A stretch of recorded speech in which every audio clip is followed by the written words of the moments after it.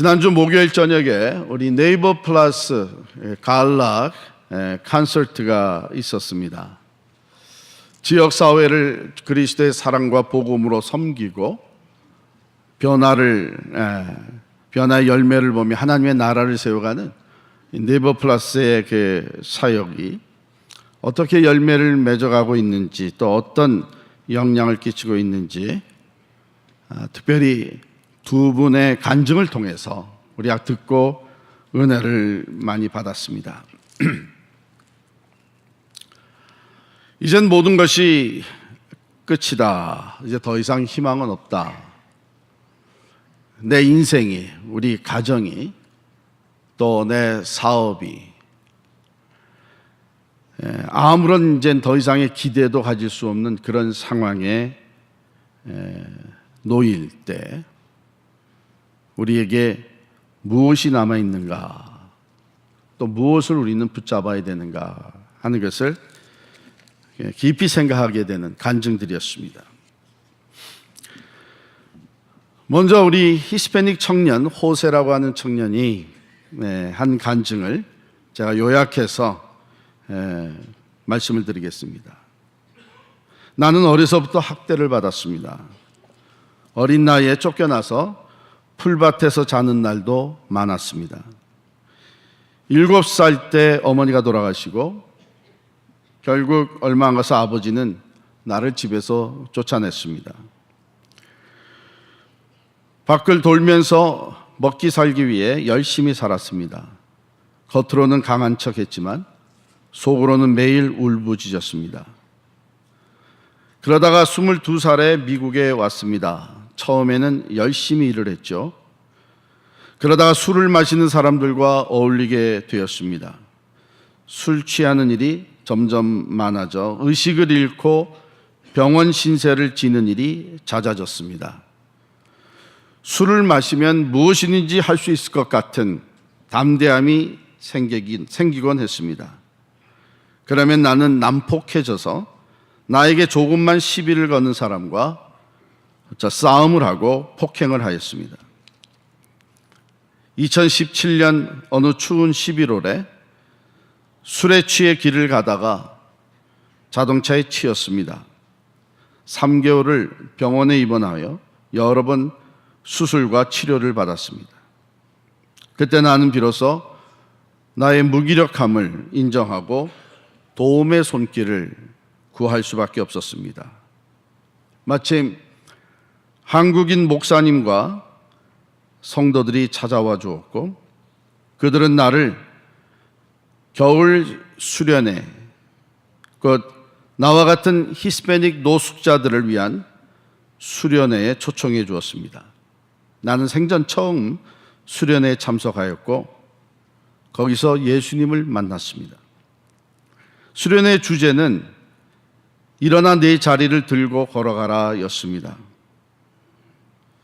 성경 공부를 하는데 그 말씀이 내 속으로 들어오는 것을 느꼈습니다.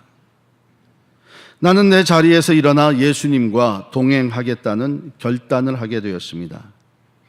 나는 예수님을 알아가기 시작했고 그분은 나를 치료하기 시작했습니다.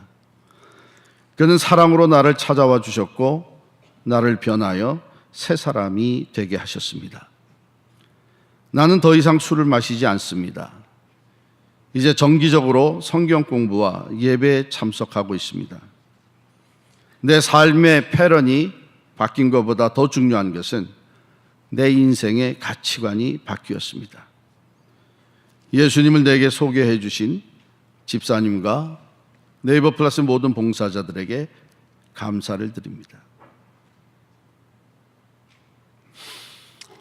여러분의 삶에 이제 밑바닥에 떨어졌다고 하는, 더 이상 내 삶에 희망이 없다고 하는 것을 경험해 보신 적이 있습니까? 여러분, 이것은 이런 히스패닉 노숙자나 이런 사람들에게만 주어지는 것이 아니죠. 우리가 뉴스를 보게 되면 그렇게 잘 나가던 정치인, 심지어는 대통령까지 지낸 사람도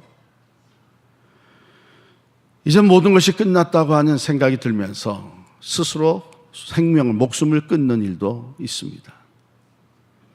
한때는 많은 사람의 인기를 끌던 연예인이 갑자기 자신의 삶에 더 이상 희망이 없다고 하는 것을 느끼면서 자살을 하기도 합니다. 만일 여러분도 여러분들의 삶에 내가 더 이상 기대할 것은 없다고 하는 좌절감이나 절망에 빠져 있다면 오늘 말씀은 하나님께서 여러분을 위해 주시는 말씀입니다. 요한복음 11장에 보면 또 하나의 그런 사람들이 소개되고 있어요. 베다니에 살던 삼남매입니다. 베다니 삼남매 누구누구죠? 한번 마르다와 마리아와 나사로. 나사로가 병들어 죽게 되었다고 하는 메시지를 예수님이 받으셨어요. 예수님은 평상시 이 삼남매와 사랑을 나누는 참 친밀한 관계에 있으셨습니다. 그래서 11장 3절에 보면 주여 보시옵소서 사랑하시는 자가 병들었나이다 이렇게 얘기하고 있고 5절에 가게 되면 예수께서 본래 마르다와 그의 동생과 나사로를 사랑하시더니 이렇게 기록하고 있고요. 쭉 내려가 보게 되면 예수님이 이제 우리가 유대로 가자. 그런데 제자들이 의아해합니다. 그 무슨 말씀입니까?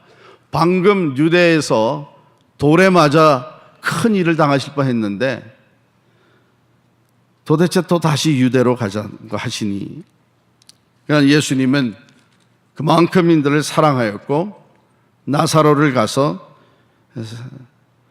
회복시켜 주시기를 원하셨습니다.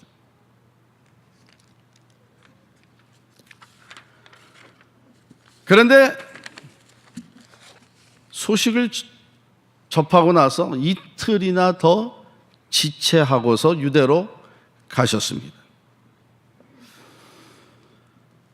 그리고 요한복음 11장 17절에는 예수께서 와서 보시니 나사로가 무덤에 있은지 이미 나으리라 이렇게 기록을 하고 있어요. 이미 나으리라. 상당히 의미가 있는 표현입니다. 유대인들의 사고방식에 의하면 사람이 죽으면 그 영혼이 3일 동안, 사흘 동안 그 시체 주위를 맴돌면서 자기 몸에 다시 들어가고 싶어 한다고 합니다. 그러다가 자신의 몸이 부패해서 변하는 것을 보면 그때는 떠나간다고 합니다. 그러니까 유대인들이 장례를 치를 때에 사람이 죽은 후 제4일, 즉 나흘째 되는 날에 가장 크게 슬퍼하며 애도했는데 그 이유는 그날에 비로소 이제는 자연적인 소생이 가망이 없다 하는 것을 받아들이는 날이기 때문에 그렇습니다. 그러니까 그 전까지는 그래도 어쩌면 자연적인 소생이 다시 살아날 수도 있다고 하는 기대를 가지고 있었다는 것이죠.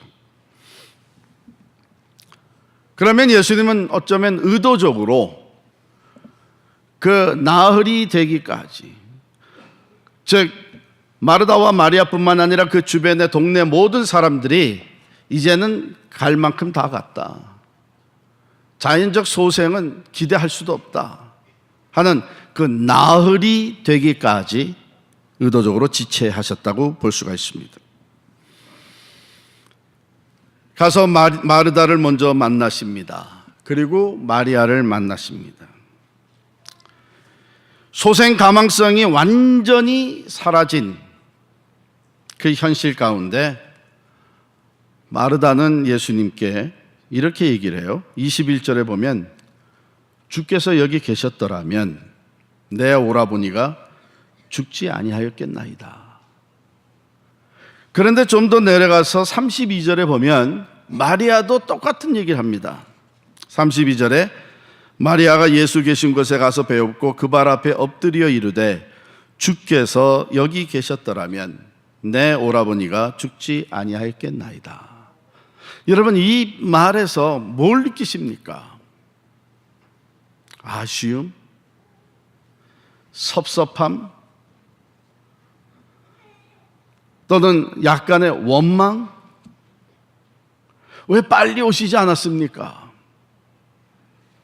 주께서 여기 계셨다면, 아직 내 오라버니가 숨을 거두기 전에 있었다면 다시 살아날 수 있었겠나이다.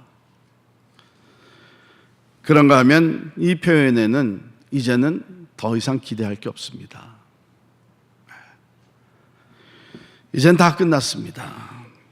주께서 여기 계셨더라면 좋았거니와 이제는 더 이상 바랄 것이 없습니다.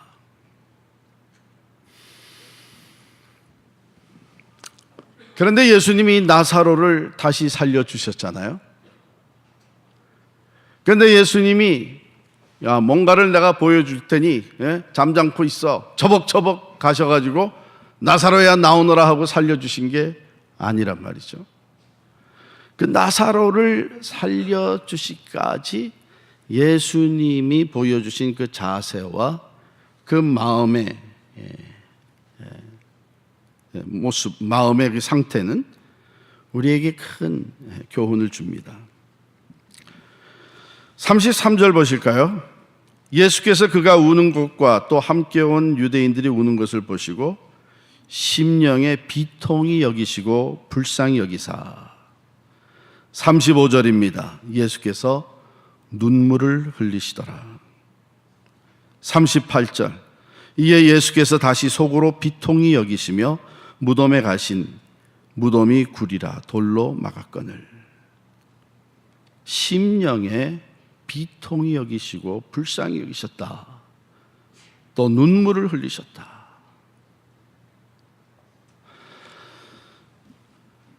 예수님은 오늘도 우리들이 절망 가운데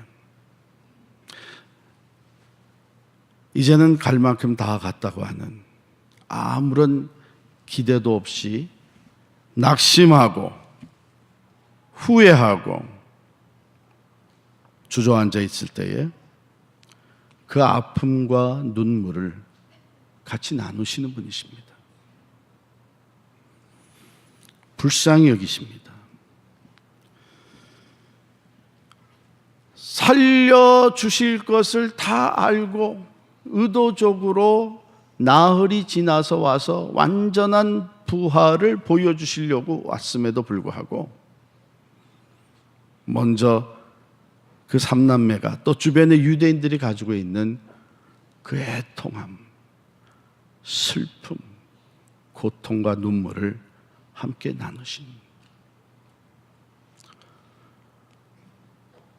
오늘도 주님은 우리들이 감당할 수 없는 어려움과 또 절망적인 상황에 있을 때에 우리를 탓하시기보다는 불쌍히 여기시고 우리의 아픔과 눈물을 함께 나누시는 주님이신 줄 믿으시기를 바랍니다.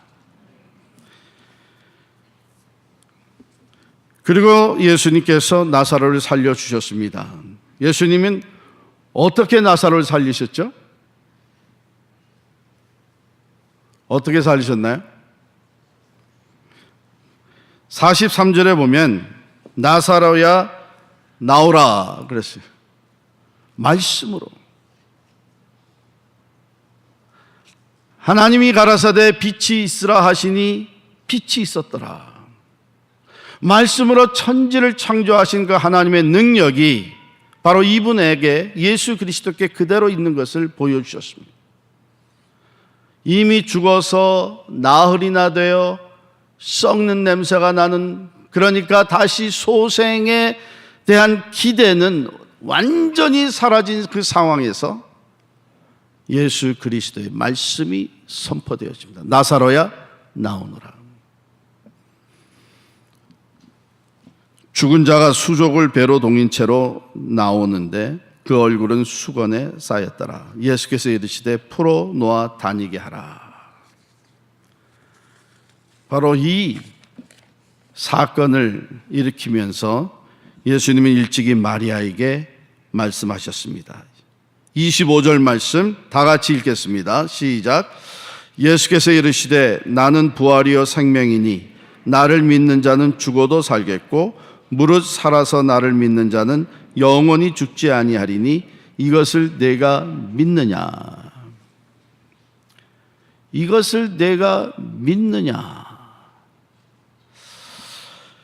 여러분, 그 앞서서 보면 예수님께서 마르다에게 뭐라고 얘기하셨냐면 23절에 내 오라비가 다시 살아나리라 말씀하시니까 마르다가 대답하기를 마지막 부활 때에는 다시 살아날 줄을 내가 아나이다 그랬어요. 그 예수님께서 나는 부활이요 생명이니 나를 믿는 자는 죽어도 살겠고 무릇 살아서 나를 믿는 자는 영원히 죽지 아니하리니 이것을 네가 아느냐? 이렇게 물어보지 않았어요. 이것을 내가 믿느냐? 여러분, 아는 것과 믿는 것은 엄청난 차이가 있습니다. 혹시 여러분들이 하나님을 아는 것, 하나님의 말씀의 지식을 가지고 있는 것, 하나님이 기뻐하는 것이 무엇인지를 말씀을 통해서 알고 있는 것, 구원에 대해서도 부활에 대해서도 천국에 대해서도 알고 있는 것으로 끝난다면 그것은 아무 도움이 안 됩니다. 그것을 내가 안다면 그 하나님께 내 삶을 맡길 수 있어야 됩니다. 마르다는 부활에 대해서 알고 있었어요.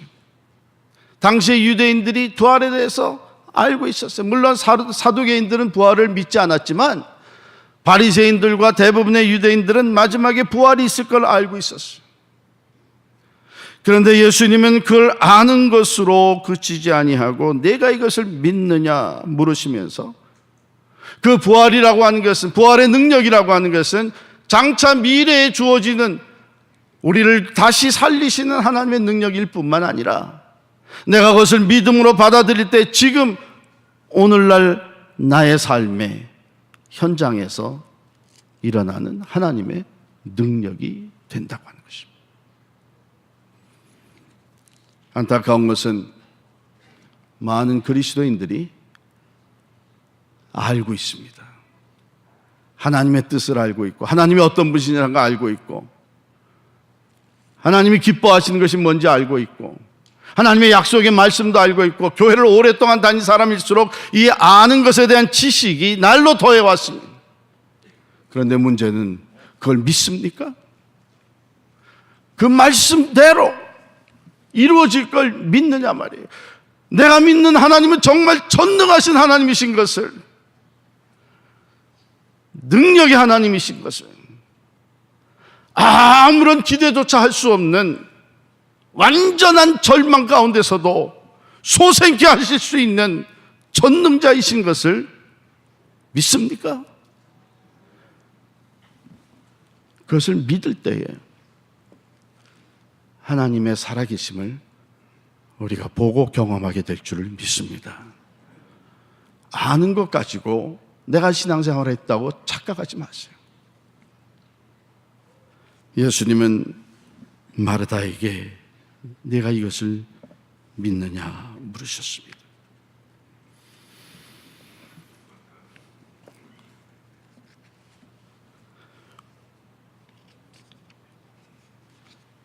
부활은 크게 세 가지로 이렇게 우리에게 주어집니다.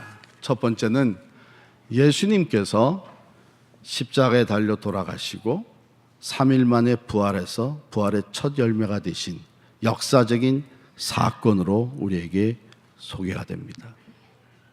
뿐만 아니라 예수님이 첫 열매가 되신 것처럼 우리 또한 부활하게 될 것, 죽어도 다시 사는. 그래서 첫 열매 되신 예수 그리스도와 함께 그 부활의 승리와 영광에 참여해야 될 것이 우리에게 약속되어져 있습니다. 미래적인 것 뿐만 아니라 부활은 오늘 살아 역사하시는 오늘 현재 우리의 삶 속에 우리를 소생시켜 주시는 하나님의 능력입니다. 나는 부활이요 생명이니 나를 믿는 자는 죽어도 살겠고 무릇 살아서 나를 믿는 자는 영원히 죽지 아니하리니 이것을 내가 믿느냐 그랬어요. 예수님 말씀하시기를 나는 부활을 주는 자다, 나는 생명을 주는 자다 하시지 않고 I am the resurrection and the life 그랬어요. 내가 곧 부활이요 생명이라 그랬어요. 즉 부활을 주는 분이기 이전에 부활의 능력 그 자체가 되시는 분이십니다. 생명을 주시는 분이기 이전에 생명 그 자체가 되시는 분이 예수 그리스도이십니다. 그러므로 내가 예수 그리스도를 영접해 드렸고 예수님이 내 안에, 내가 그리스도 안에 있다고 하는 것은 지금 내 안에 그 부활의 능력이 있고 생명력이 있다고 하는 것을 말합니다. 예수님을 영접한 자들이 새 생명을 주십시오, 부활의 능력을 주십시오, 그렇게 기도할 필요 없어요. 왜? 이미 그 능력이, 그 생명이 우리 안에 들어와 있기 때문입니다. 우리는 믿음으로 이 능력이 내 삶을 소생시키고 이 능력이 내 생명에 하나님의 그 소생하신 은혜를 충만케 해주신다고 하는 확신을 가지고 주님과 함께 동행하며 살아가면 되는 것이죠. 그럼 여기 나를 믿는 자는 죽어도 살겠고 무릇 살아서 나를 믿는 자는 영원히 죽지 아니하리라 한 말, 어떤 때는 좀 헷갈리기도 해요. 나를 믿는 자는 죽어도 살겠고 하는 말씀은 육체적으로 우리가 죽게 될지라도 다시 살아난다는 뜻입니다. 우리는 다 죽습니다. 언제 어디서 어떻게 죽을지는 모르지만 분명한 것은 우리도 죽습니다. 그런데 예수 그리스도를 영접해들은 우리는 죽어도 다시 사는, 즉 부활이 약속되어져 있습니다. 무릇 살아서 나를 믿는 자는 영원히 죽지 아니하리라. 이 말씀은 바로 이 생에서 예수를 믿는 자는 그 영혼이 이미 영생을 얻고 영원히 죽지 않는다고 하는 뜻입니다. 여기서 우리는 성경이 얘기하는 죽음이라는 것이 무엇인가 한번 생각해 볼 필요가 있어요. 흔히 많은 사람들은 죽음이라고 하는 것을 소멸로 봅니다. 살다가 소멸하는 것. 그런데 성경은 죽음을 나눔으로 설명을 합니다. 우리 인간들이 죄를 져서 사망에, 죽음에 이르게 됐다 하는 말은 죄로 인해서 하나님과의 관계가 단절돼 버린 거예요. 나누어진 거예요. 하나님으로부터 떨어져 나온 거예요. 그럼 우리가 다시 생명을 얻게 된다고 하는 것은 예수 그리스도의 십자가의 구속의 은총으로 인해서 그 죄값이 치러지고 다시 하나님과 연합된다는 거예요. 그 영혼이 재결합, 부활이라는 것도, 우리 육신의 죽음이라는 것도 우리가 육신을 가지고 살다가 내 영혼과 이 육체가 분리가 되는 것이 죽음입니다. 그래서 우리의 영혼은 하나님께 먼저 가고 나중에 주님 다시 오실 때에 부활체로 다시 일어나서 그 영혼과 부활체가 다시 연합되는 것, 이것이 부활의 사건입니다. 그런데 기억해야 될 것은 이 부활은 믿는 자들에게만 주어진 것이 아니에요. 믿지 않는 사람, 예수 믿지 않는 사람에게도 부활이 있습니다. 그런데 거기에 차이가 있습니다. 예수를 믿는 사람들에게는 생명의 부활이 주어지고 예수를 믿지 않는 자들에게는 심판의 부활이 주어진다는 것입니다. 잘 기억하세요. 소멸되는 것이 아닙니다. 재결합입니다. 예수를 믿지 않다가 죽은 자도 주님 다시 오실 때에 부활을 해요. 부활체가 그러면은 그 영혼과 연합이 돼가지고 어느 부활로 들어가요? 심판의 부활로 들어갑니다. 소멸되지 아니하고 영원히 꺼지지 않는 지옥불에서 영원한 고통을 당하고 저주를 받는 것이 바로 심판의 부활입니다. 그냥 살다가 예수 믿으면 영생을 얻지만 예수 안 믿으면 그냥 살다가 그냥 소멸되는 것이다 하게 되면 어쩌면 좀 나을 수도 있어요. 그게 아니에요. 심판의 부활이 있다는 겁니다. 그렇기 때문에 우리는 우리 주변에 우리 가족들 중에 우리 사랑하는 이웃들 중에 이 영원한 심판의 고통의 지옥불에 떨어져서 심판의 부활로 나오는 일이 없도록 그들에게 복음을 전하고 예수 그리스도를 영접할 수 있도록 때를 얻든지 못 얻든지 복음을, 말씀을 전파해야 됩니다. 그렇지 않게 되면 심판의 부활로 나중에 나와서 영원한 고통과 저주를 받게 됩니다. 그러게 우리는 살아서 예수를 믿어야 합니다. 아는 것으로 끝나지 아니하고 예수를 내 개인의 구주로 영접해 드리며 예수님은 내 생명이고 나의 부활이라는 것을 믿고 예수님을 영접해 드려야 하는 것입니다. 거기에 미래뿐만 아니라 오늘 살아가는 오늘 현재의 소생의 은총과 능력이 주어집니다. 아무리 우리가 볼 때는 이제는 아무런 소망도 없다, 다 끝났다, 마치 마리아와 마르다가 얘기한 것처럼 아직 호흡이 붙어 있을 때에 오셨더라면 그래도 희망이 있었을 텐데 나흘이나 지났으니 이제는 아무런 소망이 없습니다. 마리아와 마르다는 자기들이 아는 것 가지고 예수 그리스도의 능력을 제한하고 있었어요. 그런데 예수님은 의도적으로 나흘이 지난 다음에 그것의 이름으로 말미암아 완전한 절망과 죽음에서 소생케 되는 부활의 역사를 나타내 보이신 줄 믿습니다. 이것이 오늘도 우리들에게 살아있는 능력이에요. 포기하지 마세요. 절망하지 마세요. 예수를 영접해드린 우리 안에는 우리의 삶을 회복시키시고 소생케 하시는 부활과 생명의 능력이 있는 줄 믿으시기를 바랍니다. 지난 목요일 저녁에 두 번째 간증하신 분은 이일매 성도님입니다. 이일매 성도님은 나이가 더 많은 분이셨습니다. 여자분이시죠? 그의 간증을 간단히 요약해서 말씀드립니다. 나는 2015년 대장암 수술을 받았습니다. 그것은 이미 암덩이가 내 속에서 터져버렸기 때문에 그 터진 암과 고름만 씻어내는 수술이었습니다. 이미 전신에 퍼진 암은 어떻게 할 수가 없었습니다. 아무 연고자도 없이 LA에서 이곳으로 온 내게 뉴브리지 병원에서 2, 3개월밖에 살지 못한다는 진단을 받았습니다. 나는 장례식 도움이라도 받기를 원했는데 마침 네이버 플러스의 양유한 장로님이 찾아와 돌봐주셨습니다. 장로님은 교회 양춘길 목사님의 설교 테이프를 갖다가 주셨고 나는 그 말씀을 듣고 또 들었습니다. 시편 42편의 말씀이었습니다.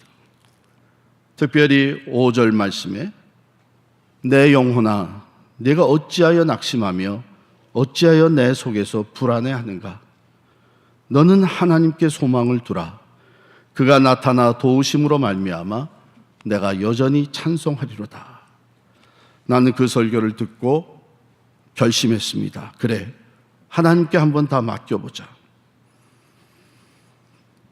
그 이후에 매일 성경 읽고 기도하면서 하나님을 의지하며 살아왔습니다. 그것으로 인해서 항암 치료를 계속 잘 이겨낼 수 있었습니다. 그런데 어느 날 하나님의 또 다른 말씀이 내게 주어졌습니다. 마태복음에 있는 말씀인데 따라 안심하라. 내 믿음이 너를 구원하였습니다. 3년 6개월이 지난 오늘 내가 여기에 서서 간증할 수 있는 것은 하나님이 살아계시기 때문입니다. 내 수술을 맡았던 외과 의사는 나중에 나를 보고 하는 말이, 아니 벌써 죽었어야 되는 사람이 어떻게 아직 살아 있습니까? 그러면서 unbelievable 그렇게 얘기를 했습니다. 또 다른 의사는 당신은 결코 죽지 않는 닌자다 그렇게 얘기를 했습니다. 왜일까요? 제가 이렇게 꿋꿋하게 살아갈 수 있는 힘의 원천은 도대체 어디서 나는 것일까요? 그 이유는 저에게는 너무나도 막강하신 아버지 여호와 하나님께서 나와 함께 하심을 굳게 믿기 때문입니다.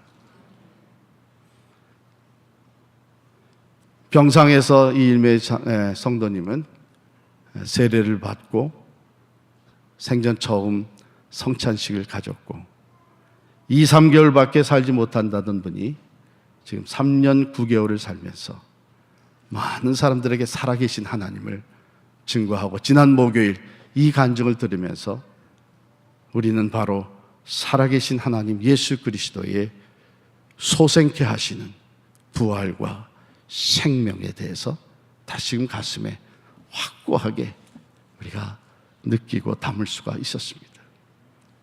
그 주님이 여러분과 함께 계십니다. 내가 예수를 영접해 드렸을 때에 이미 그 예수의 부활의 능력과 소생케 하시는 생명력은 우리 안에 들어와 계신 줄을 믿으시기를 바랍니다. 내가 아느냐가 아니라 믿느냐고 말씀하신 대로 이 믿음으로 주님께 모든 것을 맡기고 기도하며 나아갈 때 하나님이 베풀어 주시는 소생케 하시는 은혜가 여러분과 우리 모두에게 넘치기를 간절히 축원합니다. 기도하겠습니다. 살아계신 하나님을 찬양합니다. 오늘도 우리들을 찾아오셔서 2000년 전 마르다에게 물으셨던 것처럼 나는 부활이요 생명이니 나를 믿는 자는 죽어도 살겠고 무릇 살아서 나를 믿는 자는 영원히 죽지 아니하리니 이것을 내가 믿느냐 물으시는 줄을 믿습니다. 주여, 우리에게 이 믿음을 확고히 가질 수 있도록 은혜 베풀어 주시옵소서. 아무리 우리들의 안목과 판단으로는 이제는 더 이상 아무것도 기대할 수 없다고 하는 소생에 대한 소망은 다 사라졌다고 할지라도 우리 안에 들어와 계시는 부활과 생명이 되시는 주님은 우리의 가정을 회복시키시고 우리의 인생을 소생시켜 주시고 우리의 삶을 죽음에서 영생으로 인도해 주시는 줄을 믿습니다. 우리 모두 이 예수님을 온전히 믿고 의지하며 참으로 주님 다시 오시는 그때에 심판의 부활이 아니라 생명의 부활로 나오는 우리 모두가 되게 하여 주옵소서. 예수님의 이름으로 간절히 기도하옵나이다. 아멘.